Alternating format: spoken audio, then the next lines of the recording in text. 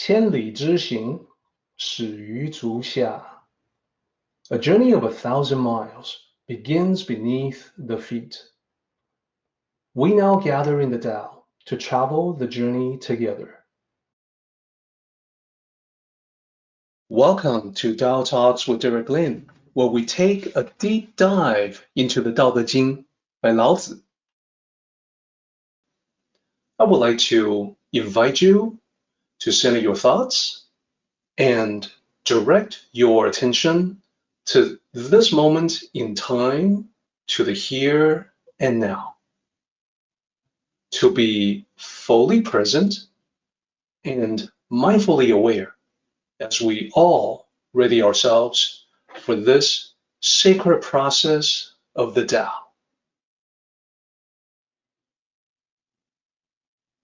As everyone saw last time, chapter 71, like all the other chapters, it's got a Chinese title as well, and that is 不病章, without fault, the without fault chapter.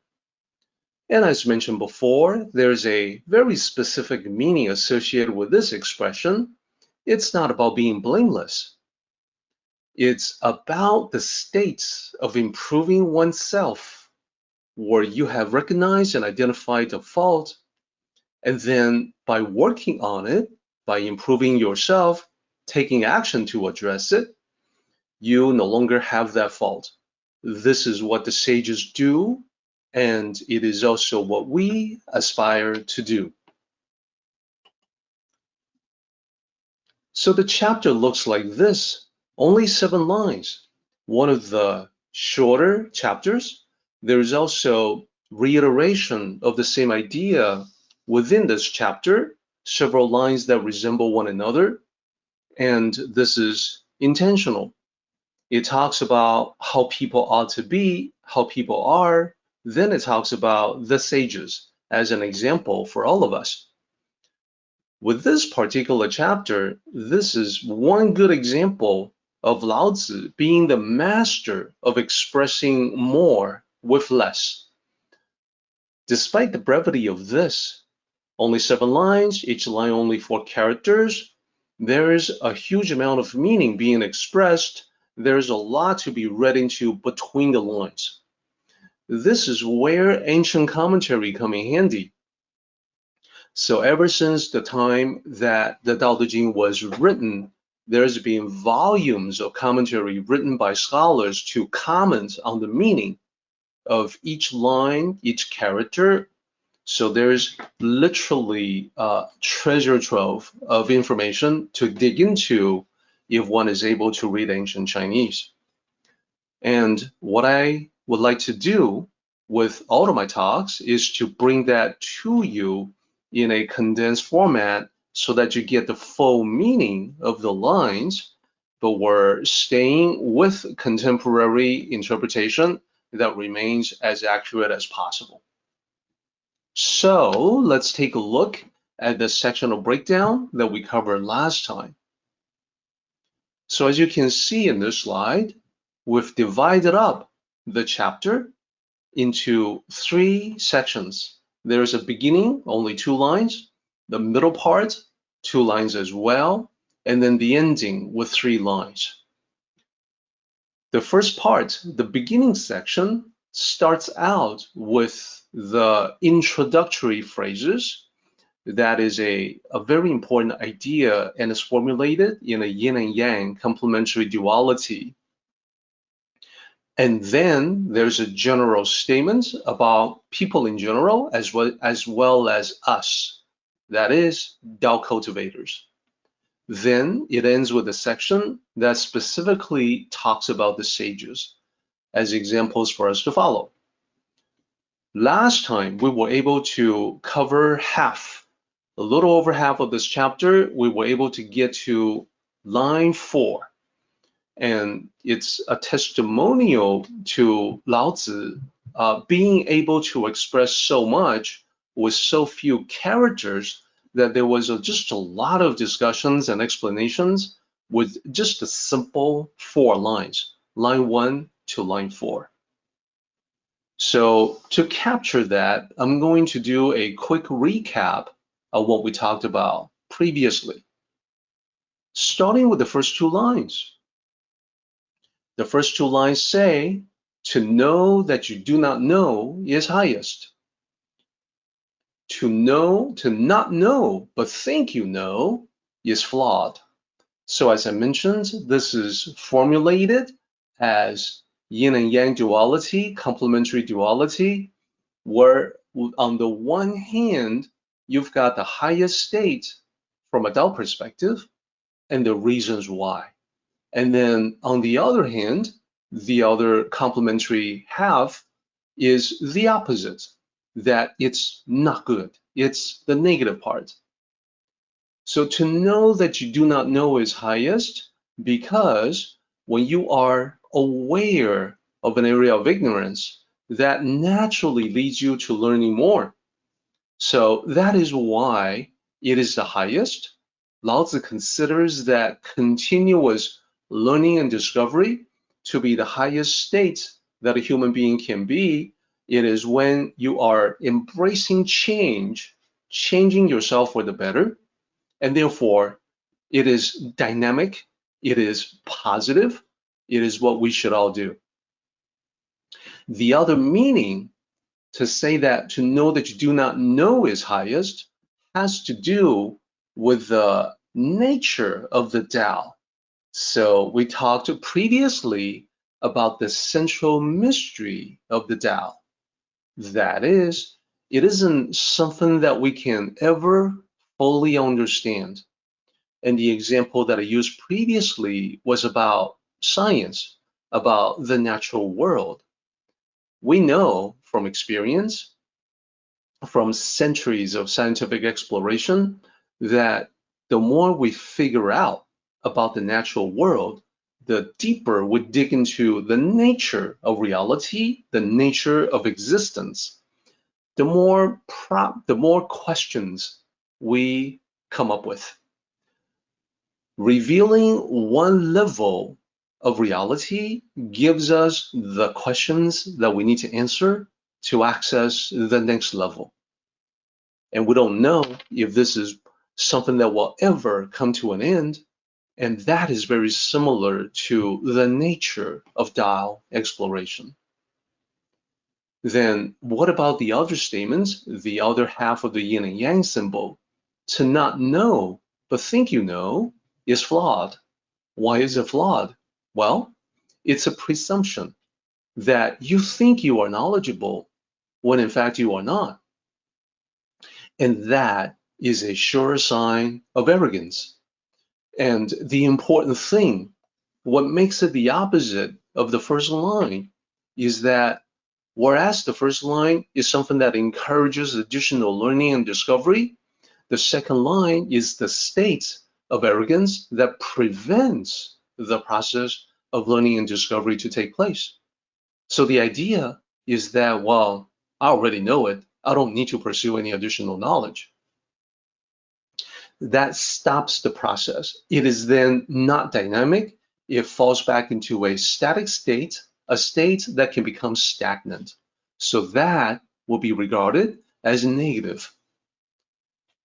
So to get back to the idea for just a moment about the central mystery of the Tao, the whole idea that we have certain things about the Tao we cannot understand completely, that is a recurring theme in Tao philosophy. Various sages have done their best to explain how that works and how we can come to grips with this whole idea.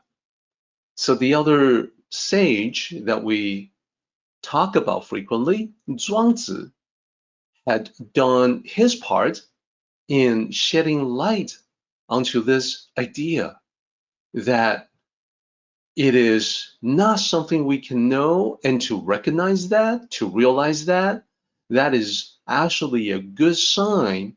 It means that you are understanding the Tao accurately, and you're also understanding our limitations accurately, our limitations as human beings. So the story that I shared with everyone last time was a story written by Zhuangzi, and what he did was that he showcased this fictional narrative, this imaginary conversation between a seeker of knowledge and various concepts of the Tao. What he's asking them, well, do you know the Tao? And one of them said no, another one said yes, and then he got to the bottom of it, who is right, who is wrong. What he learned was that those who think they know the Tao, those are the ones who are shallow. They actually do not understand that there's a central mystery in the Tao. And with that limitation, because they're trapped in a static state, they cannot do what the sages do, which is to observe life itself, reality, existence, the universe, and learn from that. Because they think they already know. They cannot know the ultimate source, which is just another way to say they cannot know the Tao. So observing the universe is aimed externally, looking at the world around you. Knowing the ultimate source is turning that gaze inward to know the connection that one has with the Tao, and the Tao is the ultimate source. On the other side of the equation, those who know they do not know, well, they're actually profound, and they're actually approaching with a sense of humility about the wonders of existence, the wonders of the universe, the wonders of the cosmos. They actually do understand. They understand the incredible beauty of it all and the mysterious aspect of it that contributes to that beauty. These are the ones, Zhuangzi says, who can scale the highest peaks. And this is just another way to talk about attaining the highest level of understanding that is possible for us human beings, and it means an expanded perspective, just like the view, the panoramic view that you have at the highest peaks of a mountain. This incredible perception of reality with the utmost clarity. So it's a metaphoric language, but the metaphor, I think, is quite easy to comprehend. Then Zhuangzi says, those who realize they do not know, they are the ones who can tour the great void being the Tao. To tour the great void is to engage in the carefree wandering that Zhuangzi has described in his work.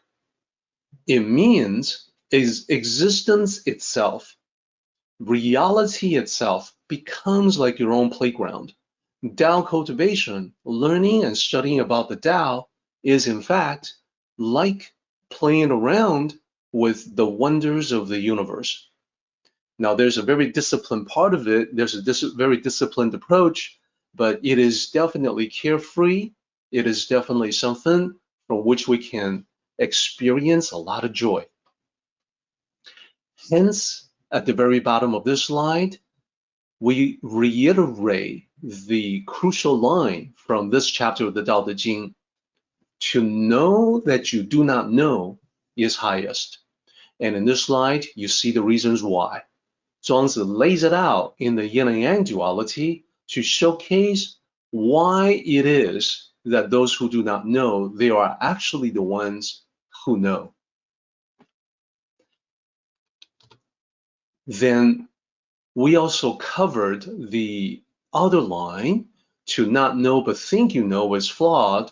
And this is wisdom that has been expressed by many other sages as well throughout history.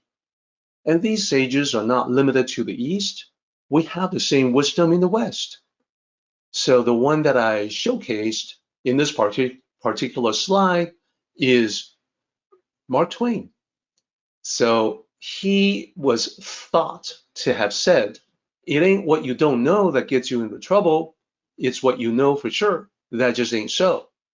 It sounds like something he might have said. It's a quote that doesn't appear in any of his written works or recorded speeches, but it's often attributed to him because It sounds like the tone that Mark Twain would take. But the wisdom is real. The origin may be uncertain, but the wisdom is definite. We human beings oftentimes insist upon knowing certain things for sure, but it turns out they're just opinions, not facts. And then later on, as time goes on, we learn exactly how wrong we are. And I listed some examples, including the flat earth, being the center of the universe, the speed at which objects fall. These are all subjects for which we, as human beings, have gone through centuries with mistaken notions. And now, thankfully, science has provided new understanding.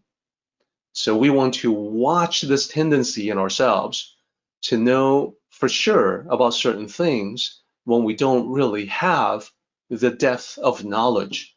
And then later on, we're going to discover that we're wrong. So to realize that there's that interplay going on, again, Lao Tzu would say that is the highest. And other sages also would agree.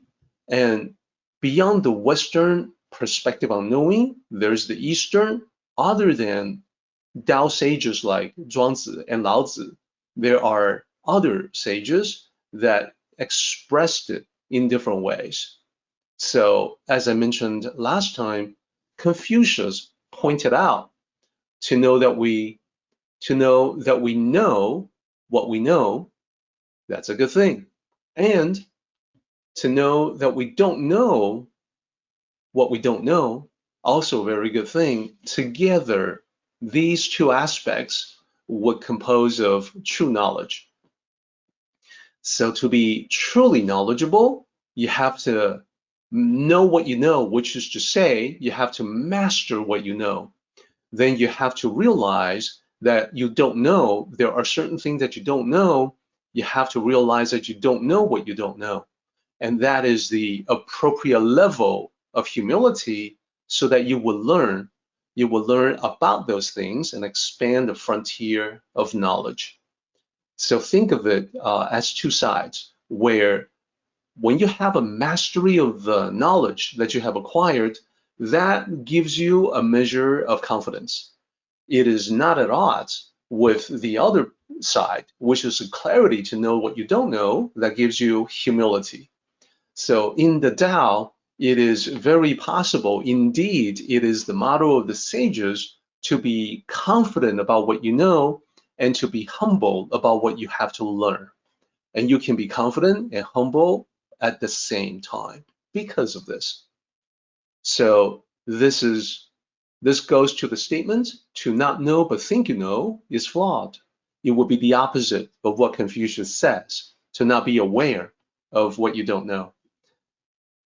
This entire discussion of knowing and not knowing can be a little confusing, and therefore, what I tried to do last time is to summarize it in a table that I hope will make it clear. And as you can see in this table, I divided up the knowing in this world from knowing something and not knowing something, the knowns and the unknowns. The world can be similarly divided into things that we know about. That's the column that says genuine knowledge. And then the column that says lack of knowledge is what we don't know. So horizontally across, the first row is to know, that is to be aware. So when you have genuine knowledge and you know that you know it, that's what you can be sure about. It's knowledge that's time-tested, it's proven, so that gives us a degree of confidence. Then the other side of it, to know that there are certain things for which we lack knowledge. We are aware that there are certain things out there, we just don't understand them yet. So this is what Lao Tzu meant when he says to know that you do not know is highest. You're about to go out and learn more about them. You're about to, as I said, expand your frontier of knowledge. The bottom row, though, that we talked about last time, is the negative side of it. to not know that you know something. And I provided some examples last time. Basically, there are certain things that we all know how to do, but we may not be aware that we know them. These usually go into the area of instincts, innate knowledge, knowledge that's built in. You already know how to do all the things that keep you alive, and sometimes you surprise yourself by your ability to survive, by the evolution honed skills of survival that we all have as part of our birthright.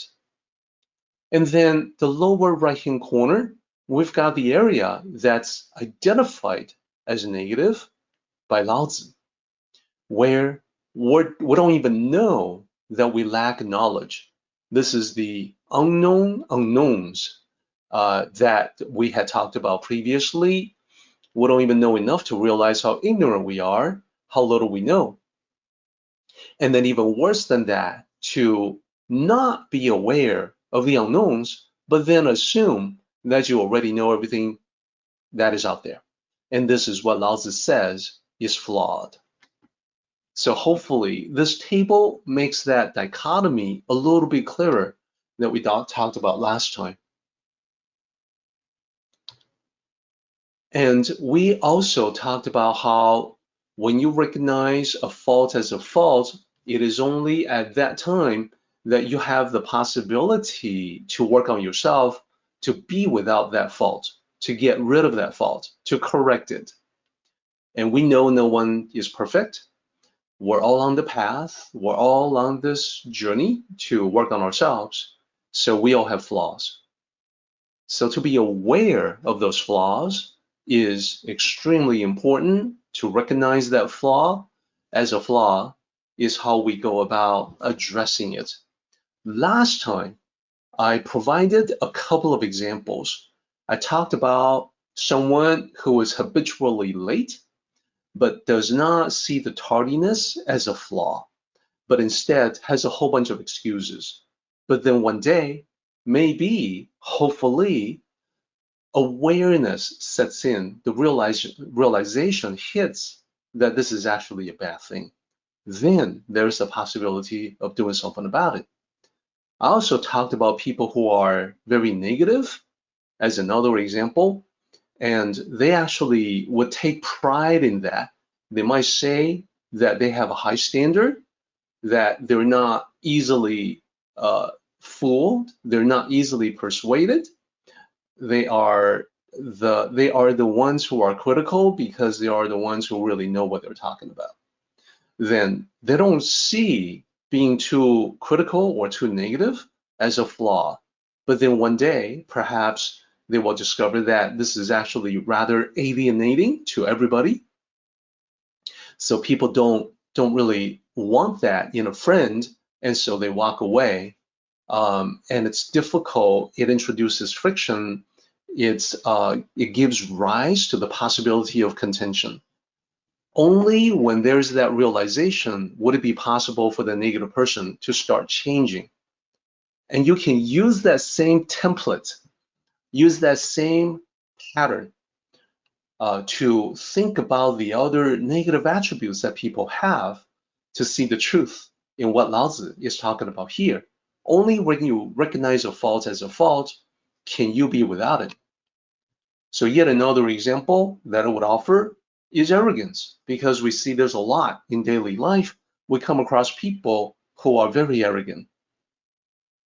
So think of someone like that in your own life, someone who is full of himself. So what is the problem? Well, always looking down on other people, this person's ego is out of control.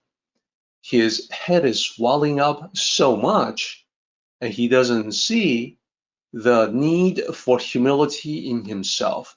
And this is because he sees himself as being entitled to being superior, above everyone else. And therefore, he doesn't see this fault, arrogance, as a fault. And therefore, no possibility of change. Now, one day, the realization may hit. That is, and this is, I'll be the first to admit, this is unusual. Generally speaking, I see that arrogant people remain arrogant, and there's nothing to really change them for the better. Rarely do I see a case when people begin to realize that they need to keep that arrogance, that ego in check. Perhaps something happens.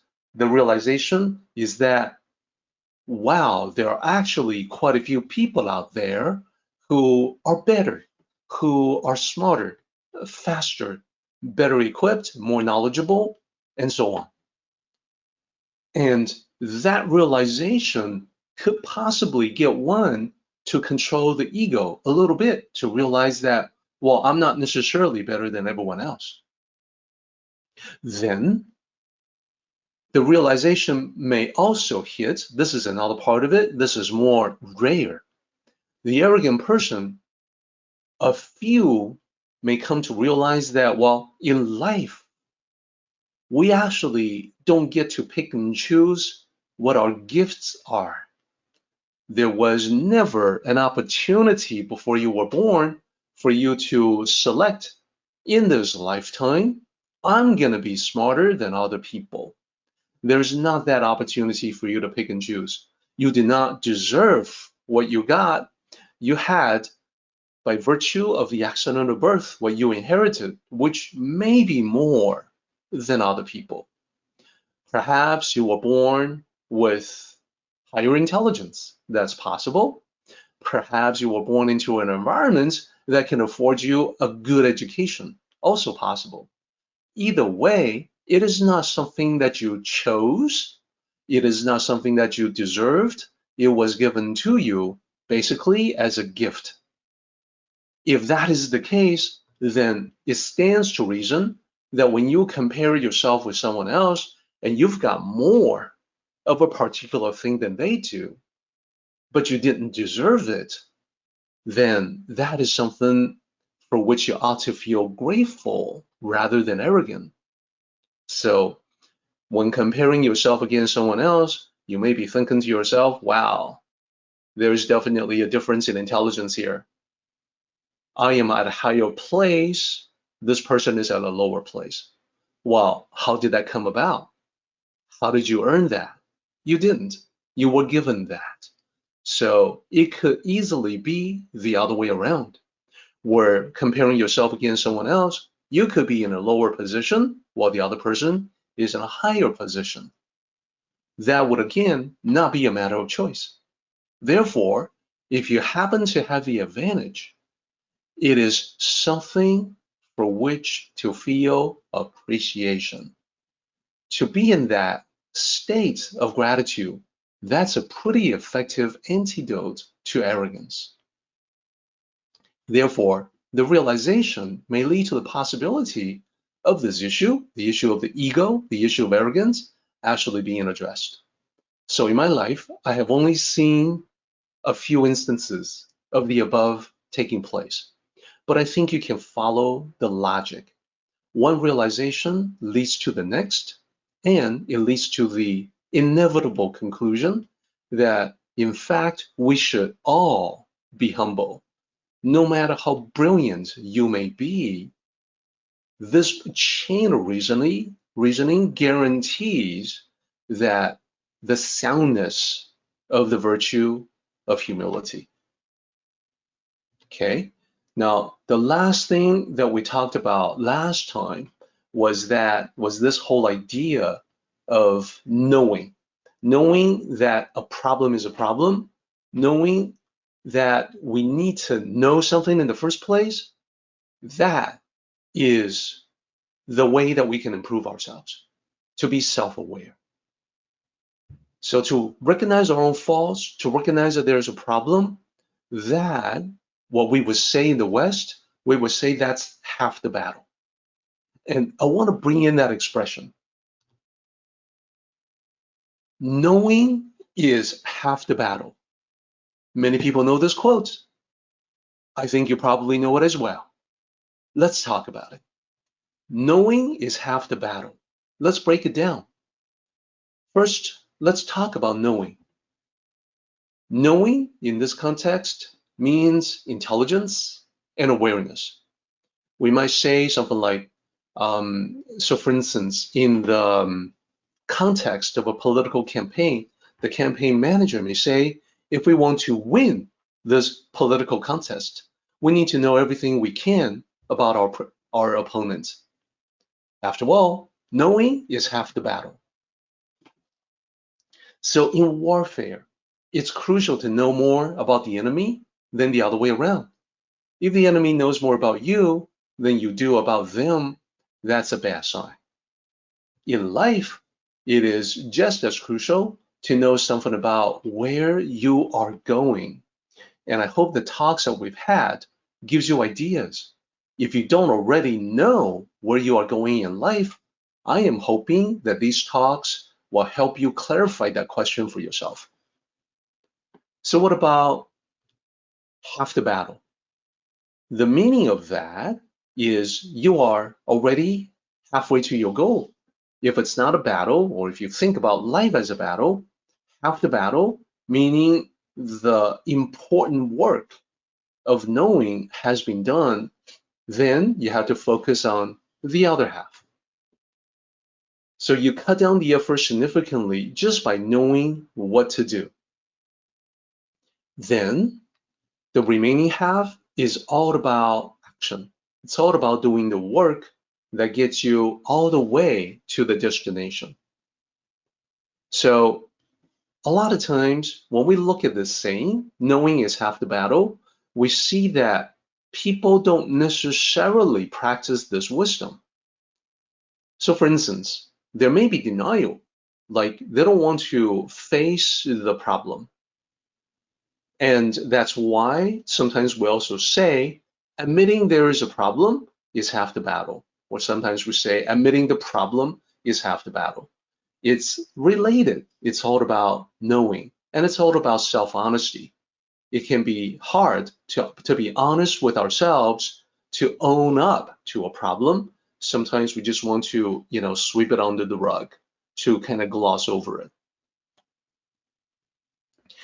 And lastly, knowing is the half the battle. The half the battle part is important because when you get that first half in battle, in combat, there's an old proverb that says, lending the first blow is half the battle.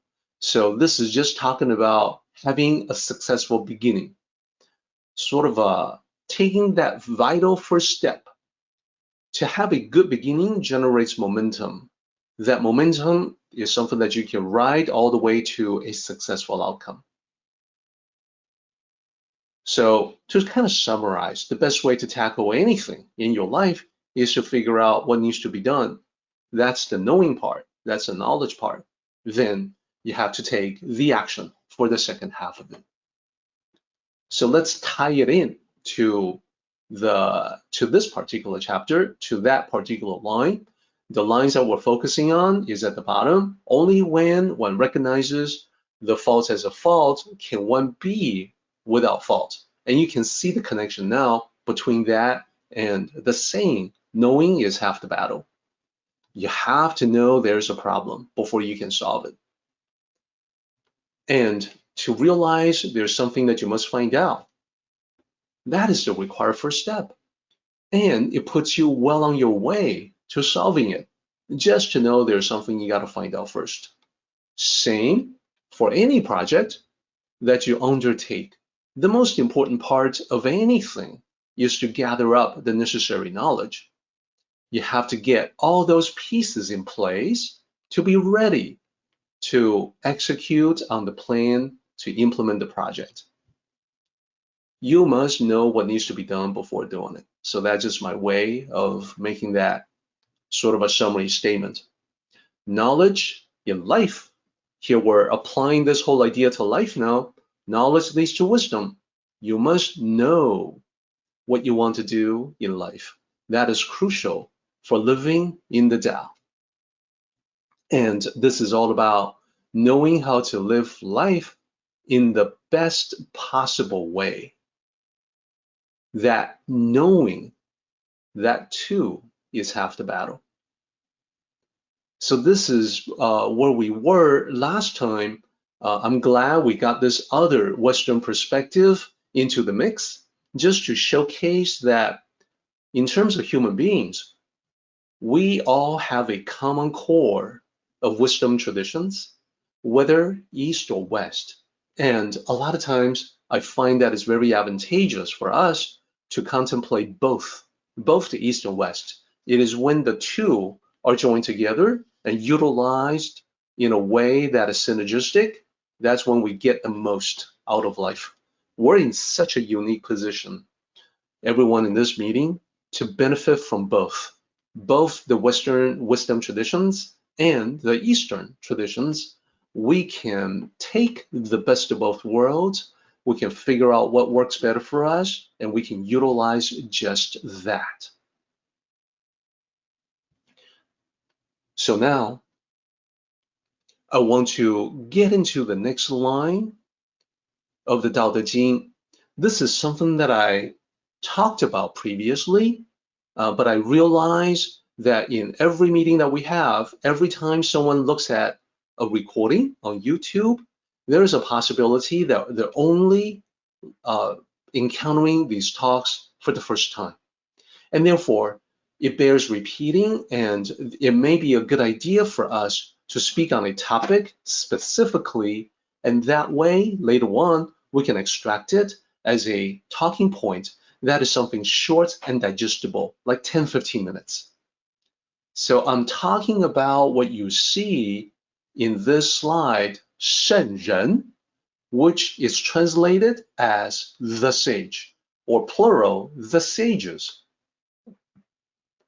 So even though this is something that I spoke of, I don't think I've done it in quite this level of complete details. So let me go to the breakdown of the two characters.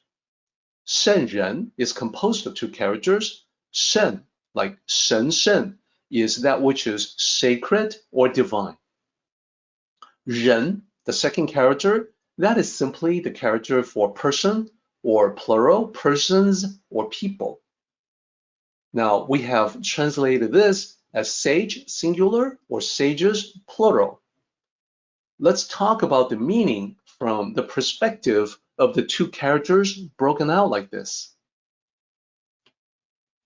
A divine person, what is a divine person? Well, it's actually not a straightforward joining of the two characters to form the meaning of this particular term. The actual meaning is a person with divine virtue and wisdom, or you can think of it as virtue and wisdom that approach the divine. And I want to be very careful about the word divine here, because the first inclination that we have is to connect the divine with religious traditions. But here, divine can be religious or non-religious. I realize that this is potentially confusing, so I want to explain why divine can be religious or non-religious, and that way you appreciate the utilization in 圣人, especially as it applies in Chinese history. So think about your life. Think about experiences that you have had. There are times when we've all had peak experiences, when we experience something that is so incredible, something that is so beautiful, it seems to transcend this material world. Do you know the feeling that I'm talking about?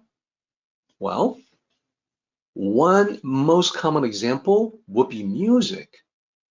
So think about witnessing, taking in, experiencing a performance of such magnitude that it becomes unforgettable, an unforgettable experience. Now, music is a very wide spectrum, so this can be anything in the world of music. Perhaps it is a world-class symphony putting on a phenomenal performance. It may be an incredibly talented and skillful musician. And by musician, that covers a lot of ground too. Maybe a pianist, maybe a violinist, maybe a vocalist, maybe some other instrument. So this is what I mean when I said that we've all had that experience, because we all know music can be good, great, or simply out of this world. When you have that experience, that is the context of divine that I'm referencing. It is also possible to have that same feeling of awe when you look at art, an incredible piece of art, whether it's a painting, sculpture, a drawing, whatever, it's possible to have that experience. Then it is also possible, for instance, reading great literature, perhaps poetry, you can get that same sense of awe. A religious person, especially someone in the West, living in the Judeo-Christian tradition, may associate that sense of awe, that sense of the divine, with God. Someone from a different religious background, maybe a religious person from an Eastern tradition, may associate it with the Buddha or Dharma. But at the same time, a non-religious person can see it, can see that accomplishment, that peak experience as the peak of human achievement, rather than in conjunction with religious figures or teachings. And the non-religious person can express admiration from a humanist perspective. So that is why the term divine can be religious or non-religious. And when you experience and go back to that feeling of awe that we have all experienced in great works of art, great works of music, you can see exactly what that is. And coming back to this slide, sometimes 圣人 is translated as holy man. You can see now that this is not a great translation because holy is much more of a religious context. You wouldn't just want to arbitrarily translate it as a divine person. What is that? That tends to be associated with religious traditions as well. And if you were to go too close to the religious side of it, you miss out on the secular or the non-religious aspect of the term. Furthermore, I hope you can see why the term should not be translated as man, translate person as man, because there is absolutely nothing to prevent a woman to be just as wise or wiser than a man. So the divine person itself is a gender-neutral term, and that's the context of 人. 人 by itself is not a man. 男人 will be a man. And 男人 literally means a male person. 女人 female person is a woman. 人 by itself is just person, gender neutral. Sometimes this point can be forgotten because ancient Chinese history has been mostly male dominated. But the bottom line is that the wise person, the wisest person, can be either male or female. The language itself applies both ways. So I want to make sure everyone understands that. And luckily, sage is a gender neutral term. One can have a male or female sage.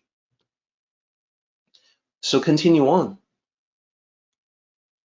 There's a bunch of sages from ancient Chinese history that are widely regarded as having that status, that respect to be sages, people whose virtue or wisdom were seen as approaching the divine. So in learning the Daodejing, we definitely see Lao Zi as a person fitting that description. Lao Zi did not see himself as a sage. When he talked about sages, he was referencing the ancient sages who were ancient to him, the people who came and went before his time. And I've got different romanization here in this line. Laozi is the correct pronunciation, and it's written in a couple of different ways in accordance with the romanization system. The one on the right, that's the pinyin system. That is a system that we expect will become the standard going forward. And then we can't talk about Laozi without Zhuangzi. Zhuangzi is the other sage that uses stories to explain great truths in the Tao. So he was certainly seen as a sage. Then Kǒng, Confucius. And you see the pinyin is closer to the Kǒng, the way it actually sounds in Chinese, in Mandarin. And then Mengzi. So Kǒng, Mengzi, these two are from the Confucian tradition. And it's easily forgotten that they too, during their time, they consider themselves to be students of the Tao. They were all studying the Tao just like Lao Zi, Zhuangzi. All of these, from roughly the same period of time in history, these were all sages, and they were all Tao sages, at least by the standard that we're talking about. They were all studying the Tao. In later days, people would divide up the first two, Laozi and Zhuangzi, and say that they belong to the Tao tradition, and then Kǒng, Mengzi, the latter two, as belonging to the Confucian tradition. But back in those days, it was all one and the same. It was simply the Tao. So just a little more on that. Just a few more notes on this particular term, Shen, sacred or divine. The first character, it has nothing to do with evolution. There's no meaning in Shen that is even close to the concept of evolution. So, 圣人, if you were to go sacred person, divine person, well, at least you are translating literally.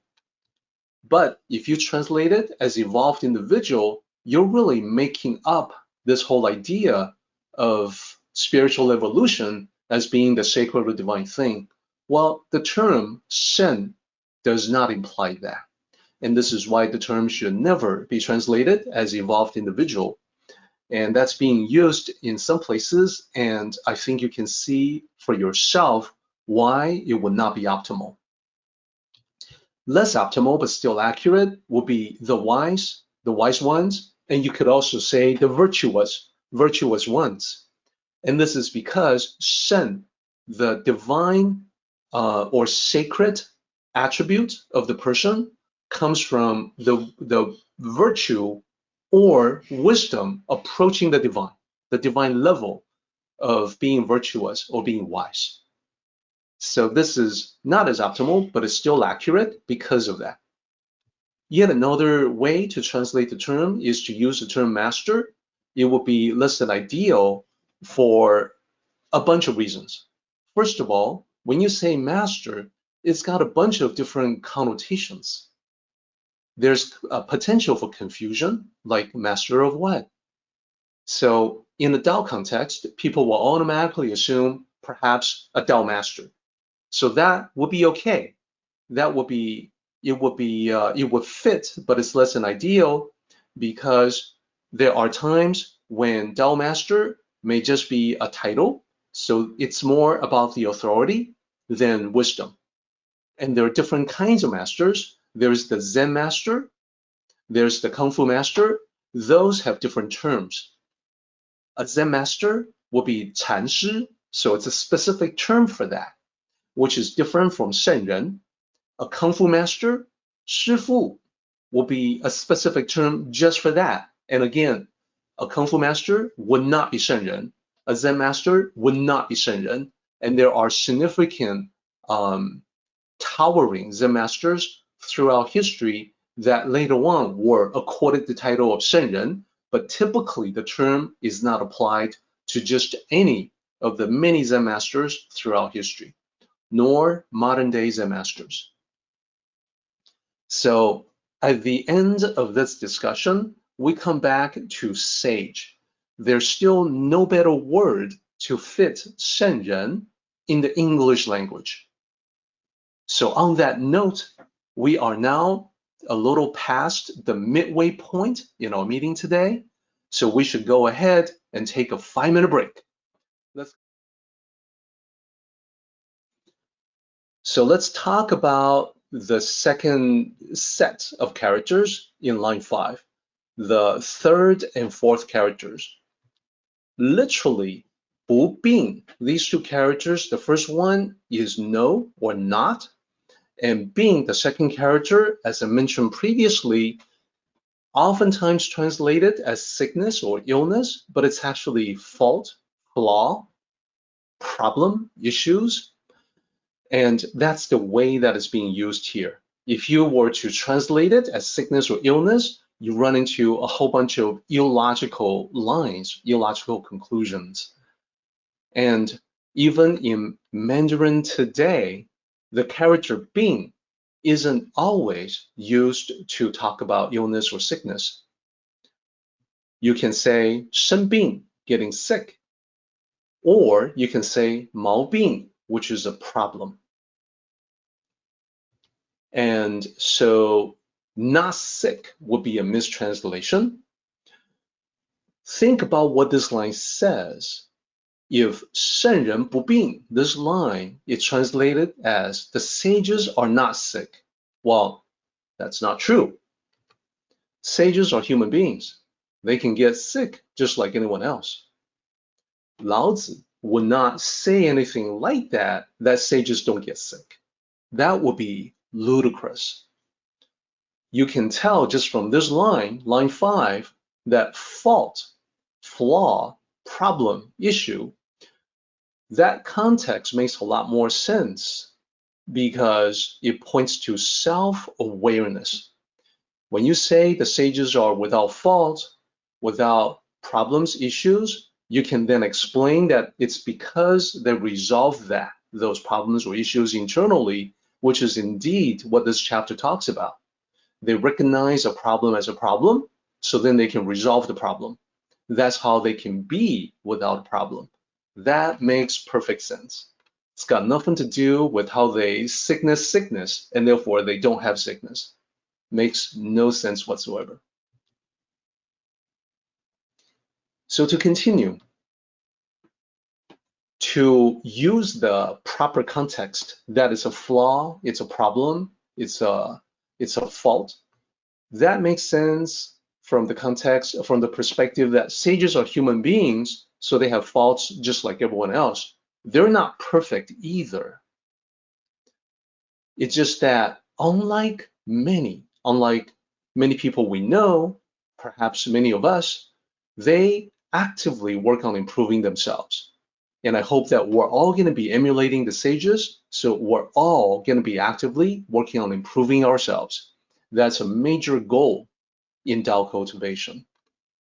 The sages consistently reflect on where they still fall short of the Tao.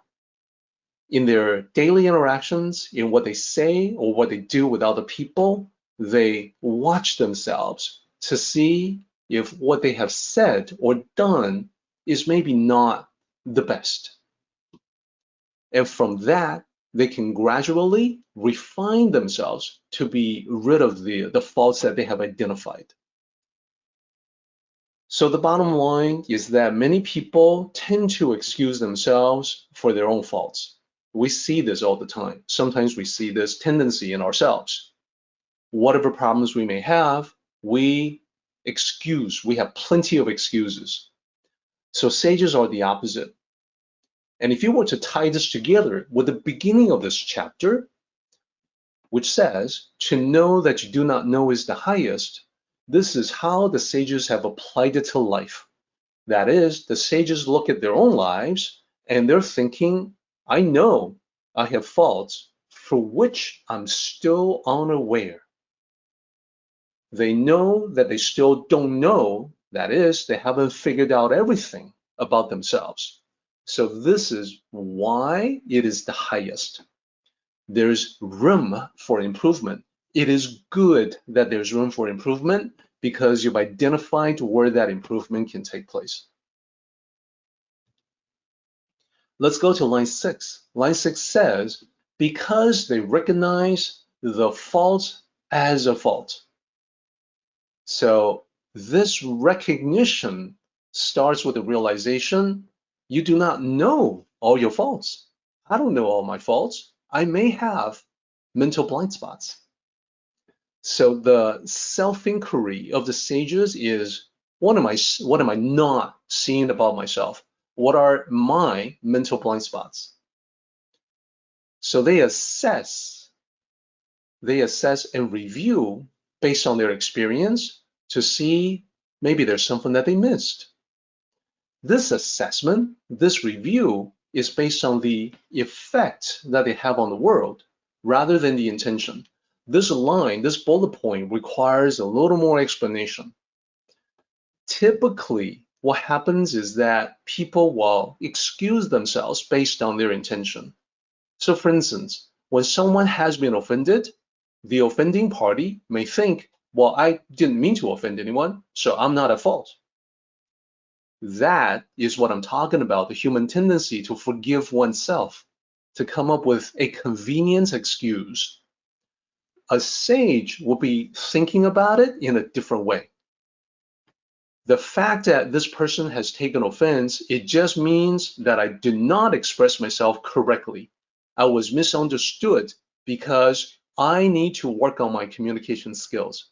I need to communicate in a way that is accurate, that conveys my true intention, that can be easily understood by the other side. So not having done that, I am at fault. I need to be better at it. This is what I mean by assessing based on the effect on other people rather than your own intentions. This alone takes away many of the convenient excuses that we give ourselves. So next time something goes wrong, I want to encourage you to think in that way, not, well, I didn't mean for that to happen, I'm not at fault, but rather, what did I do or not do? How did I contribute to the problem? How did I contribute to the situation going wrong? This process, and let me bring up that bullet point there. The sages watch that human tendency to accuse oneself. They do not excuse themselves. And they constantly think about the wrong that they have done for which they want to repent and also remedy. This entire review process, this process of review and assessment, is central to Eastern thought, to Eastern Asian philosophy. This process is internally directed. It is aimed inward.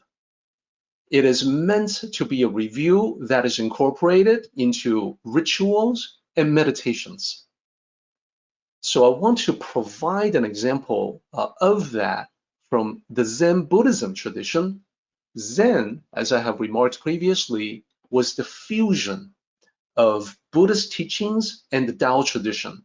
So there's a lot of the Tao that is very apparent in the Zen teachings. Specifically from the Zen Buddhist tradition, I oftentimes go back to the writing based on the teachings of the sixth patriarch, Huineng. It is called the Platform Sutra. So one part of Platform Sutra talks directly about this, repentance and remorse. 忏悔. So the Zen tradition in Chinese is known as Chan. We call it Zen because Chan did not become popularized until it went to Japan, became Zen, and then popularized by the Japanese traditions, which followed the ancient Chinese tradition. So we know it as Zen in the West, but in the original formulation, in the original language, it was Chan. So let's take a look at this term, 忏悔. The first one, repentance. This is having to do with the past. So let me explain what that means. And these are specific terms from the Buddhist tradition. And so there are linguistic issues that I will talk about. So Chan, repentance, is about the recognition of one's faults from ignorance, confusion, arrogance, and envy.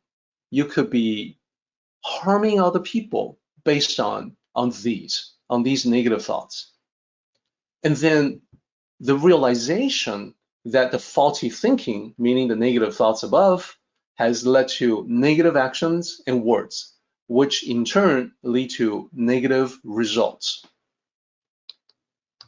And therefore, there is a sense of regret to have wronged others and caused harm through such negativity. So this is about looking at the past. What did I do wrong? And the repentance is the wish to make it better. So this is all about looking into the past. Chan. Then let's look at the second character, Hui. Remorse. This is looking more toward the future. And again, that meaning is specific to the original term in Sanskrit that became a Buddhist term. So looking toward the future, you want to resolve to not let that fault happen again. Don't let it manifest again.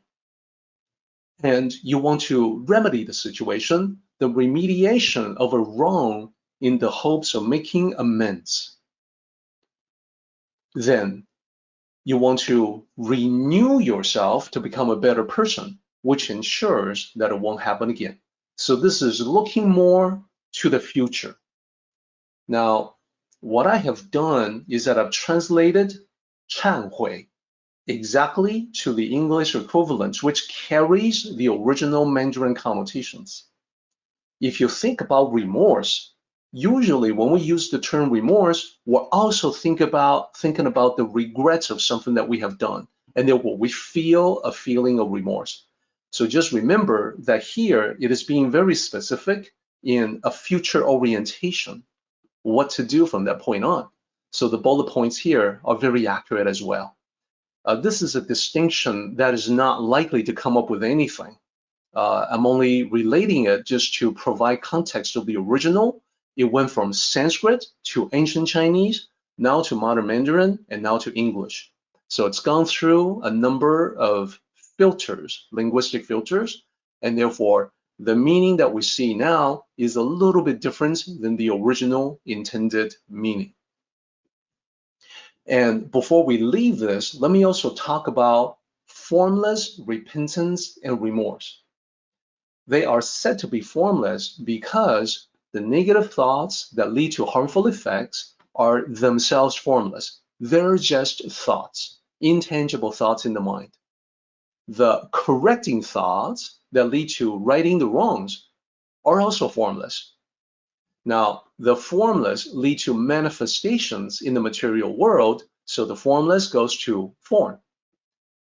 The original thoughts that led to harmful effects in the material world, being intangible and formless, are point to the fact that the essence of 忏悔, repentance and remorse, is essentially formless.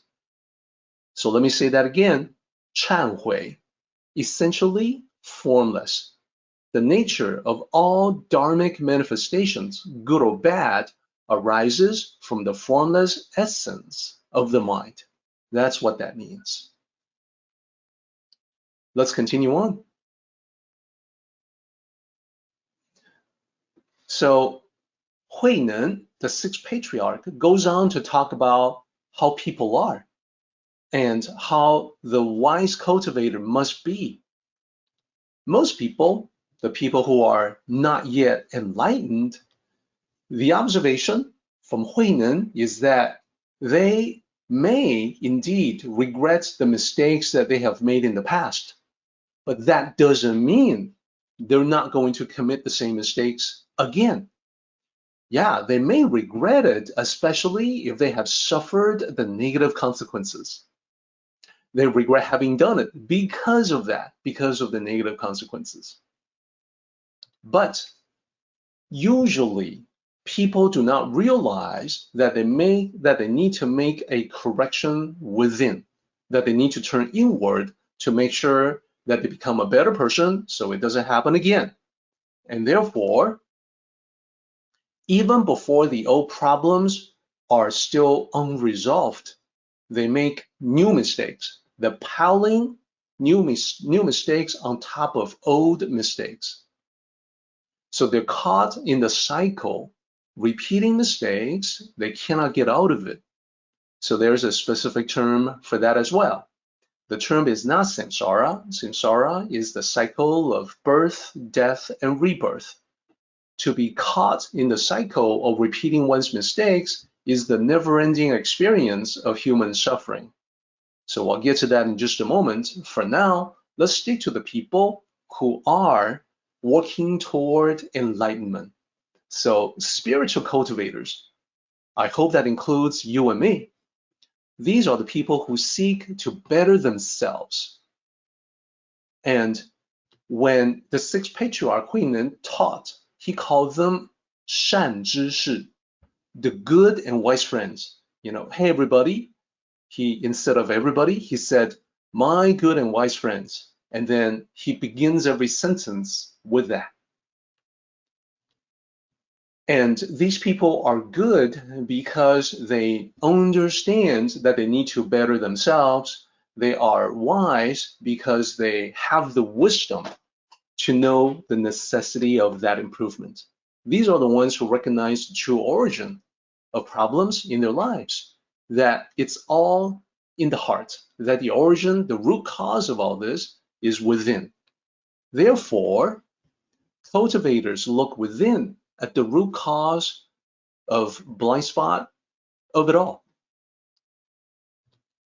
And then they seek to liberate the self-nature, 自性, from the trap of delusions. Now, Huineng, the sixth patriarch, was very specific about the negative thoughts that he wanted everyone to pay attention to. So I think that it's a good idea for us to also lay them out, to kind of contemplate how we can cultivate ourselves to be the solution to the problems that the sixth patriarch outlined. So I have a table for that. It looks like this.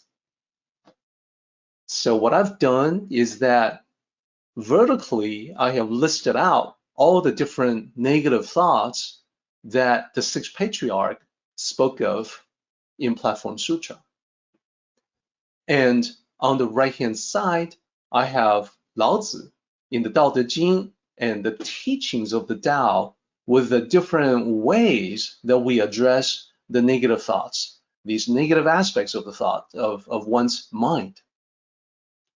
The first one is deluded thoughts. This is basically self-delusion. So we talked about arrogance a moment ago. Those will be self-deluding, egocentric ideas about one's own greatness. That is, the deluded person believes in certain things to make himself or herself feel better. So it's about the ego, it's about arrogance, but it's also about the things that they believe in beyond themselves to make themselves feel better about themselves. Those all contribute to the overall delusion of the self. Next, we have the solution to that, which is the Tao of clarity. When you engage in the cultivation of the Tao of clarity, the goal is to free yourself of delusions, that you want to have the spiritual clarity to be able to see everything as clearly as possible. And that clarity becomes like illumination that causes the darkness of delusions to disappear. So that's the Tao of clarity as the antidote for deluded thoughts. Let's talk about deceitful thoughts.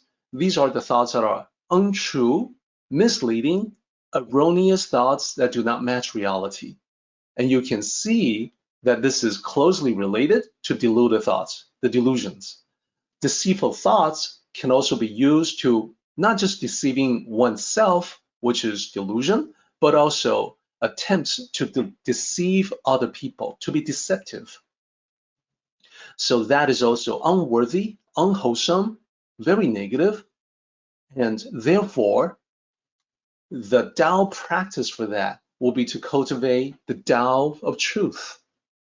And this requires the self-honesty, the self-awareness that we talked about a little earlier. Then we also have unkind thoughts. These are thoughts of cruelty. This is basically uncaring, being cold-hearted. Cold-hearted thoughts where you see yourself as being separate from other people. That is, their suffering does not matter to you. After all, their suffering has no effect on you. Now, the solution to that problem from the Tao perspective is the Tao of compassion. And remember, compassion is the first of the three treasures that was expressed by Lao Zi.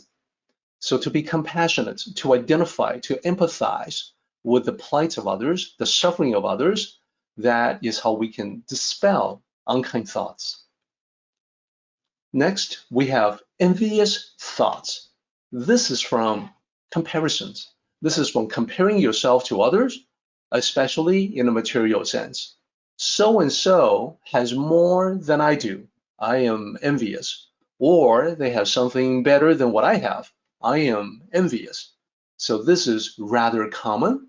And to cultivate against that is the Tao of being content, the Tao of contentment. So this is where you realize that you already have everything you need, that what you have is actually pretty darn good. It's wonderful. You should be cherished, should be treasured, and those will be effective ways to counter thoughts of envy. Lastly, we have malicious thoughts. So malicious thoughts are dangerous thoughts like hatred that can lead to violence. So the best way to counter that from the Tao perspective will be to cultivate the Tao of peace, non-contention. So no need to engage anyone in any kind of friction or contention, arguments, debates, battles. All of that is really just a waste of time. It will be better to practice the Tao of peace. And all of these together, you can see that to the left-hand side, I have the Zen Buddhist tradition. So in the lower right-hand corner, I have the symbol for Buddhism. But then when you look at the right-hand side, you can see that it's what we have in the Tao are complements to the problems identified in the Zen Buddhist tradition. And therefore, it's not just Buddhism here, but also the Tao itself. Next, let's go to line 7. Line 7 is the very last line of this chapter. Line 7 says, that is why they are without fault. And this is a reference to the sages in line 5. The sages are without fault because they recognize a fault as a fault. That's how they can be without fault. Ultimately, this is all about being honest with yourself. If we're to emulate the sages, we must be honest with our own faults as well. It means the avoidance of self-delusion, like I am so great, or I am already perfect. I think you may have heard of this cliche. It's a cliche that's pretty common, pretty popular. There's nothing you need to change about yourself because you are already perfect. So that, as you can see in this entire chapter of Daodejing, the whole chapter 71 is conveying a completely different message. And that is, you can do better. You can be better. You can be better than you already are. Therefore, indeed, you are not already perfect. You can be working toward perfection. So I want to lay out the reason why people say Well, there's nothing you need to change because you're already perfect, and why the Tao says the complete opposite. So already perfect versus bettering oneself. To the left is the spiritual cliche, and to the right is the Tao. The cliche is you are already perfect. This is what I think everyone has heard many times. To the right, become a better version of yourself. So why do people say you are already perfect, there's nothing you need to change? Here's one reason. Because you should not feel unhappy or dissatisfied about yourself or the life that you are living. So think of yourself as being already perfect, and you will not feel unhappy. The Tao has something a little different to say about that. In Tao cultivation, your power comes not from unhappiness, not from dissatisfaction, but from your own vision of the ideal. Here's what I mean by that. In your mind, just as it is in my mind, we all have some ideas about how things ought to be. The ideal versus how things actually are, the reality. We have those same thoughts about us. Ideally, I should be a certain way. I should be better at certain things. Ideally, I see my ideal self as being this kind of a person versus how things are. That's the way things are in reality right now. That's where I currently am. And I know that there's a distance between my ideal for myself and my reality of my present self. I hope that makes sense. Now, for me to have that vision of the ideal, it motivates me to move toward the ideal in a positive way. It isn't so much that I'm unhappy with the reality of my present self, but me feeling encouraged and motivated to be able to move toward the ideal self. That's what I mean by the power of Tao cultivation, moving towards something positive. Then, another reason for people, why people might say you're already perfect is that, hey, listen, you should not spend so much time or energy trying to change things. From the Tao perspective, the Tao says something different. The transformation of the Tao, the change that you experience for yourself, it is a natural transformation without strife or struggle. So just by studying the Tao, I think you can see how this might be true. When you see the ideal, when you're moving toward that, following this natural impulse, things begin to change about you. And that change or transformation is completely natural. You're following a natural inclination. You're not struggling to force yourself to go there. You are attracted by the vision, so you move toward that. You flow toward that easily and naturally. Next, someone who says you're already perfect may say, well, it's because you should not compare yourself against other people. In the Tao, we're very clear. In Tao cultivation, the comparison is not against other people. You are comparing your present self against your past self. That is, can I do better today than what I have done yesterday? Can I do better tomorrow than I will do today? So you're comparing against yourself, not against others. And then yet another reason, believing you are perfect makes you happy no matter what. And you can see this is linked to the first one. It kind of comes full circle. Believing you are perfect makes you happy no matter what. Well, in the Tao, it'll say, listen, true happiness comes from the joy of making meaningful progress. You can try to convince yourself that you're already perfect, but then every day you'll encounter situations, evidence that you are indeed not actually perfect. So that punctures the illusion of happiness. In the Tao, we don't need illusory happiness. we can have true joy, true happiness. That's what happens when you're making meaningful progress. Think about the time when you learn something cool, when you add to your collection of knowledge. You feel great.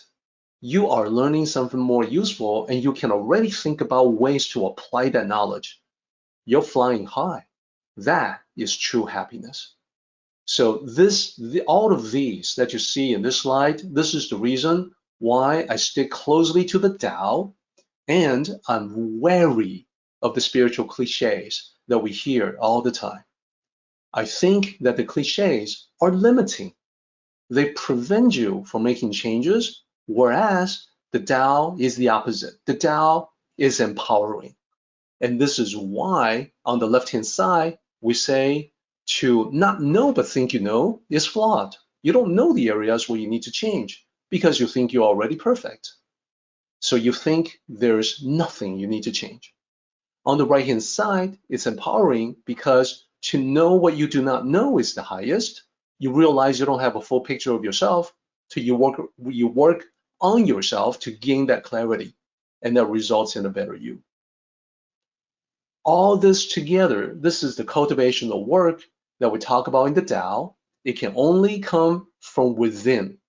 Indeed, Huineng, the sixth patriarch that I talked about in the Zen Buddhism tradition, he expressed it as ferrying yourself, 自度.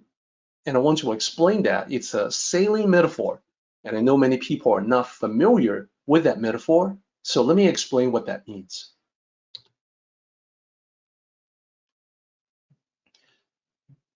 The deliverance of your self-nature, 自性自度, that is the expression from the sixth patriarch. I want to single out the last character first. This is the ferrying metaphor. And I translate it, when I single it out by itself, I don't say ferrying, I say deliverance, which has religious connotations as well, or I should say spiritual connotations. Deliverance is linked to salvation. So Dharmic teachings, the metaphor goes, are like a vessel that can ferry a soul through the ocean of suffering. The ocean of suffering is the material world in which we all live. There's all kinds of suffering that's happening all the time.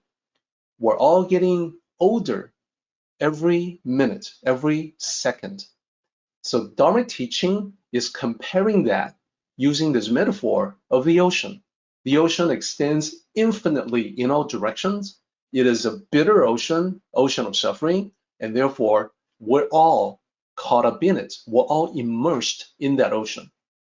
Dharmic teachings becomes a vessel that can sail through this ocean, so we don't need to be pedaling water, trying to stay afloat in the ocean of suffering. Those who cannot board such a vessel are forever trapped in the ocean. If they don't even know that there's the possibility of this vessel, they won't be able to save themselves or deliver themselves to salvation. So that is the context of the last character. 自性. The first character, 自 is self, 性 is nature. 自性, self-nature, is pointing, referring to the true self. It is the you that will always be you, regardless of any change.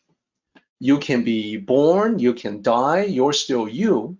Your body can go through changes as we all go through the aging process. That doesn't matter. You're still you, no matter how you age.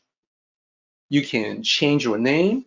You can change your identity. You're still you, no matter what. You can lose part of your body. Sometimes it happens in severe injuries. It doesn't matter. You're still you. Even when you lose your mind, you're still you.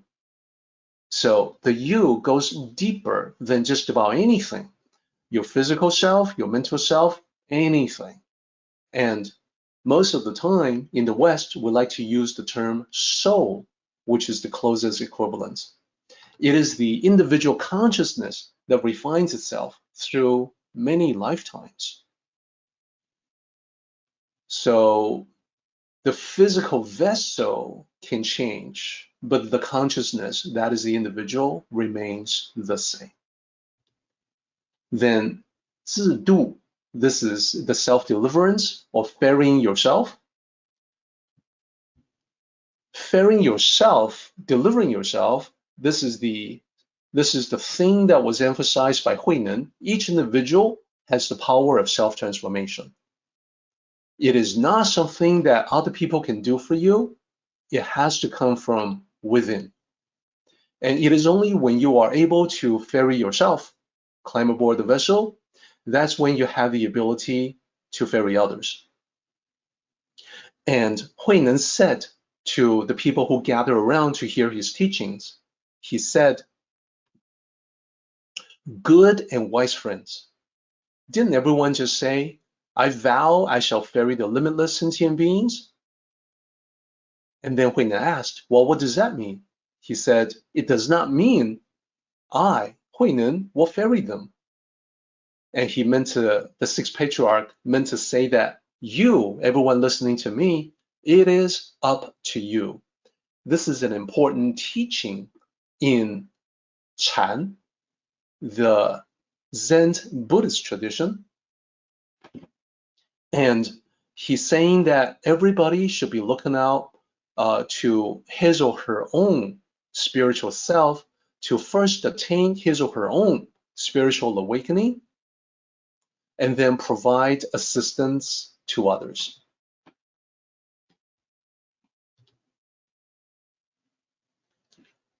And here we are at the sailing metaphor. So you can see a little boat. You can see someone who's steering that boat through this body of water, and then you have a passenger. So this is something that captures ferrying yourself before you ferry other people. So the expression specifically is 渡人, to ferry others. And here's the idea. The first character, 渡, is to ferry. 人 is people or person. And as I mentioned, the term, the ocean of bitterness, is the ocean of suffering. That's 苦海. There's much suffering in the world. It is the ocean of bitterness. Then, when we learn spiritual teachings, it is as if we had discovered a vessel capable of sailing through 苦海, the ocean of bitterness. And now we can ferry ourselves and sail through the ocean, 自度, ferrying oneself. Then we gain the ability to help others, 渡人. So there's more to the topic than what I can offer here, but for those who are interested, those who would like to learn more about this concept, you can find additional details in the Tao of Tranquility. It is available as paperback, as a Kindle ebook, and also as audiobook. You can find additional details in chapter 12 of this book, but the entire book builds up to the concept. So I want to make sure that I point out that we do, in our world, we do have many self-proclaimed spiritual teachers who themselves have a lot of problems, but they still put themselves in a position to teach other people. This metaphor points out why that's not a great idea. It is like saying that someone wants to ferry you, wants to carry you as a passenger, but that person doesn't have a boat. They're actually in the ocean with you, immersed in the ocean of bitterness. They're no better off than you spiritually. And yet, they propose to carry you as a passenger on their boat, which does not exist. So I think that drives home the point why it is sometimes not a great idea to follow teachers who themselves have a lot of problems.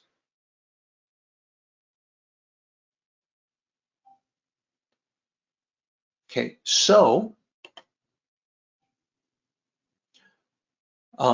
Remember, so the last message that I want to emphasize with this particular slide is that is just before you begin to feel like you can help other people, I want to emphasize that ultimately you are the one who can ferry yourself.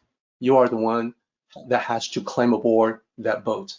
In that respect, the metaphor is also useful in one additional sense. If you think about this metaphoric climbing into a boat, let's just say you are immersed in the ocean and then you see this boat. The boat is empty. There's nobody in it. How do you get into that boat? Well, there's no other way around it. You must get into it yourself. Nobody is going to give you a helping hand. So self-cultivation, self-transformation, self-deliverance, self-ferrying, these are all associated with that. The self-transformation is something that comes from within. You have to power that yourself. And as I mentioned, you do that through your vision of your ideal for yourself. Who are you now? Who can you be? What is the ideal you can move closer and closer to? That is the question. So we are at the end of our discussion for chapter 73. Now, I want to get us to the summary so we can summarize what we have talked about today. What we talked about last time was the summary for the first half of 71. And it is all about awareness and knowledge. And what I asked everyone to do previously was to examine the extent of your awareness. What are you aware of? What are you not aware of? And how will you expand the frontier of your own knowledge? Then I also asked everyone to look at your faults. What are some faults that you see in yourself? So probably you are the best qualified person to do that. Who knows yourself better than yourself? Perhaps some of your friends, loved ones, can give you some ideas, but as I said, ultimately, it is up to you. The summary for today is to emulate the sages. We talked about how the sages review themselves, review their experience, review actions and words. I want to ask you to emulate that. And you must start with never assuming there's nothing to improve. And what I'm trying to say there with the double negative is that you must begin with the assumption that there's always room for improvement. And number two, recognize a fault as a fault, just as the sages do. They see a fault in themselves as a fault. They don't shy away from that. They don't give themselves excuses. In the same way, I want to ask you to look at your life. When something goes wrong, I want you to ask, hey, what parts did I play in that thing going wrong? What was my part? What did I do or fail to do? And then number three, to take a proactive actions to address the fault. So this is what the sages do. It is what we must do. And the recognition here is that there is always something we can do. There is always something we can do to address any fault that we identify in ourselves. Lastly, number four, I want to ask you to enjoy the process. And I know you will, because you are creating a better version of yourself. What can be more fun than that? What can be more enjoyable than to craft yourself into a better version that is closer to the ideal that you have for yourself? So our meeting has come to an end, but the journey continues on. Let us all travel safely so we can meet again. Until next time, may the Tao fill you with peace and happiness.